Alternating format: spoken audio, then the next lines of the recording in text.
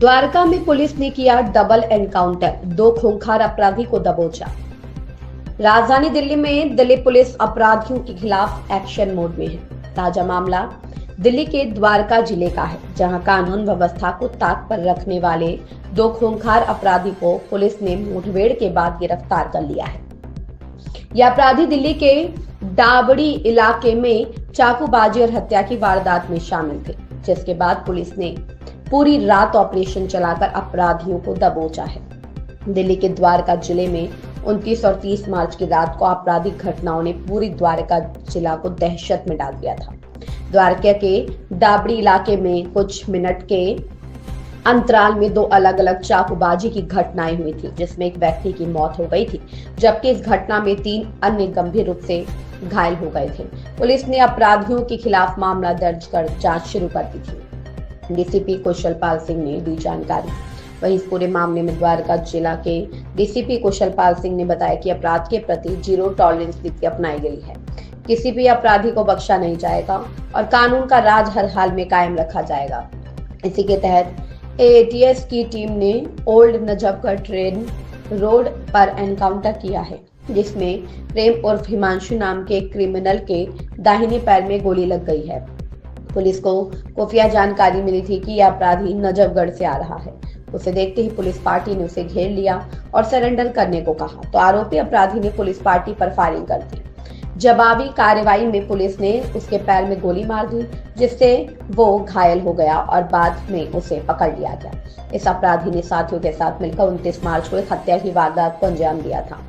दूसरा एनकाउंटर द्वारका की special staff की टीम ने किया है, जिसमें एक वांटेड क्रिमिनल रोहित उर्फ नोएडा को गिरफ्तार किया गया है।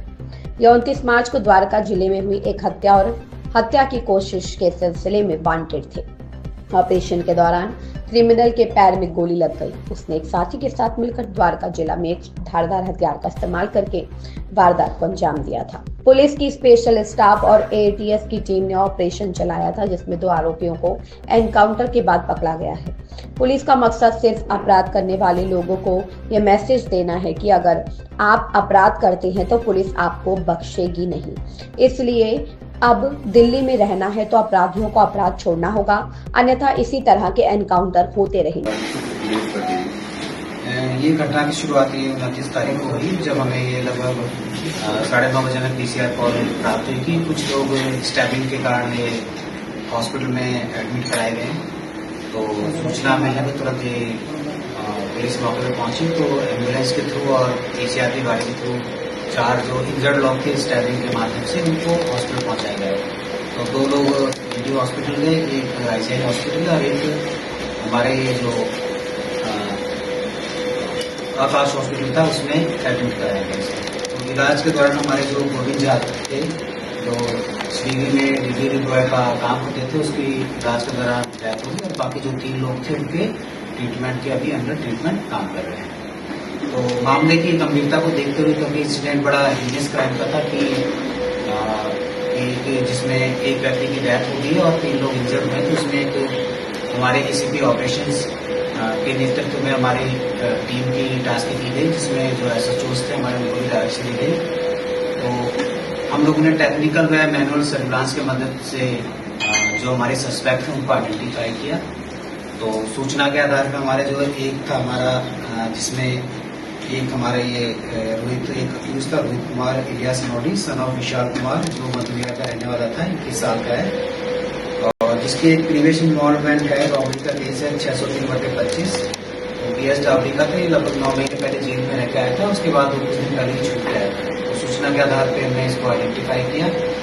तो हमें सूचना मिली कि ये स्पोर्ट कॉम्प्लेक्स के पास वहाँ पे किसी वारदात के लिए आने वाला है। तो सूचना के आधार पर हमारी जो स्पेशल स्टाफ की टीम थी, जिसमें inspector Kamlesh Kumar, SI Rakesh Kumar, SI Dinesh Kumar, ASI Vijay Singh, ASI Rasuluddin, ASI Rajendra, head constable Jagat Singh और हेड कांस्टेबल सुरेंद्र और कांस्टेबल परिंदर पहुंचे। हमने उसको सरेंडर करने के लिए बोला, बट सरेंडर करने के बजाय उसने, जो अक्यूज था हमारा रोहित कुमार, उसने फायरिंग किया। तो अक्यूज की तरफ से 3 राउंड फायर किए गए। तो सेल्फ डिफेंस में हमारी तरफ से 2 राउंड फायर किए गए, जिसमें जो अक्यूज था उसके एक गोली उसके लेफ्ट विंग में जाकर लगी। जिसमें एक हमारा जो हेड कांस्टेबल जगत सिंह था वो उसमें बाल बाल बचा और एक गोली उसको छूते हुए जाके बची। तो बाद में इसमें जो हमारा अक्यूज था रोहित कुमार, उसको काबू में कर लिया गया। तो अक्यूज से हमें एक 7.65 mm की पिस्टल, एक लाइव कार्ट्रिज और 3 फायर कार्ट्रिज रिकवर हुई। तो इस संदर्भ में हमने एक केस FIR नंबर 221